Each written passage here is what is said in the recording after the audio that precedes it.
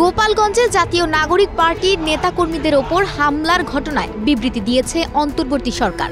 গতকাল 16 জুলাই এনসিপির সমাবেশে বাধা দেওয়ায় মৌলিক অধিকার লঙ্ঘন বলে জানিয়েছে সরকার। এনসিপির কর্মসূচিকে ঘিরে গোপালগঞ্জের সহিংসতার ঘটনায় জড়িতদের বিচারের মুখোমুখি করা হবে বলে জানিয়েছে অন্তর্বর্তীকালীন সরকার।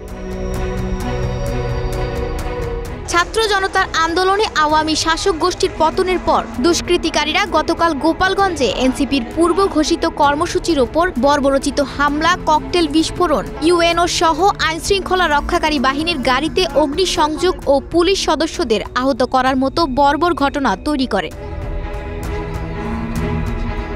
গোপালগঞ্জের সহিংসতার প্রেক্ষাপটে বুধবার বিকালে অন্তর্বর্তী সরকারের তরফ থেকে এই বিবৃতি দেওয়া হয়। অন্তর্বর্তীকালীন সরকার জানায়, গোপালগঞ্জে সংঘটিত সহিংসতা সম্পূর্ণভাবে অগ্রহণযোগ্য। বিপ্লবী আন্দোলনের 1 বছর পূর্তিতে যুবকরা শান্তিপূর্ণভাবে তাদের সমাবেশ করছিল।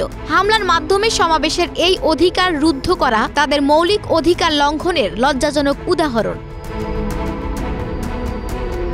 এতে বলা হয়, এনসিপি, পুলিশ ও গণমাধ্যম কর্মীরা নৃশংস হামলার শিকার হয়েছেন। তাদের গাড়ি ভাঙচুর করা হয়েছে এবং ব্যক্তিগতভাবে সহিংসভাবে আক্রমণ চালানো হয়েছে।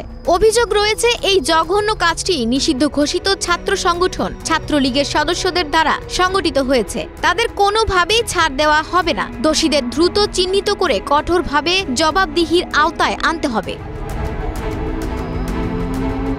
এতে আরও বলা হয়, বাংলাদেশের কোনো নাগরিকের বিরুদ্ধে এমন সহিংসতার কোনো জায়গা নেই। আইনশৃঙ্খলা রক্ষা বাহিনীর প্রশংসা করে বিবৃতিতে বলা হয়েছে, আমরা সেনাবাহিনী এবং পুলিশের তাৎক্ষণিক হস্তক্ষেপের জন্য তাদের প্রশংসা করি এবং জীবনের ঝুঁকি সত্ত্বেও যারা তাদের সমাবেশ চালিয়ে গেছেন তাদের সাহসের প্রশংসা করি। এই বর্বরতার জন্য দায়ীদের বিচারের মুখোমুখি হতে হবে।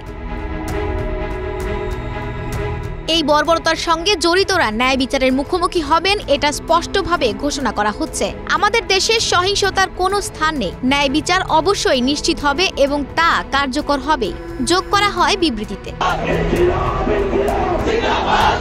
গোপালগঞ্জে জাতীয় নাগরিক পার্টির সমাবেশ শেষে ফিরে যাওয়ার সময় সড়ক অবরোধ করে কেন্দ্রীয় নেতাকর্মীদের গাড়ি বহরে হামলা চালিয়েছে নিষিদ্ধ ঘোষিত ছাত্রলীগ ও আওয়ামী লীগের নেতাকর্মীরা। এ ঘটনার পর গোপালগঞ্জে 144 ধারা জারি করেছে স্থানীয় প্রশাসন। বুধবার 16 জুলাই দুপুরে জেলা প্রশাসন এ ঘোষণা দেয়।